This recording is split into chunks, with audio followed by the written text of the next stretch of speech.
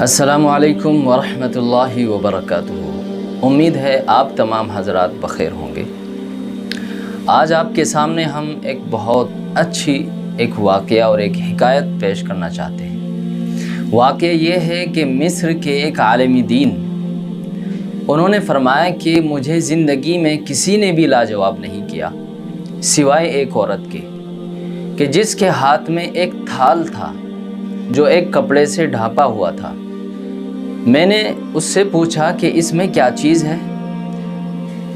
تو اس خاتون نے جواب دیا کہ اگر یہ بتانا ہوتا تو اس کو ڈھانپنے کی کیا ضرورت تھی؟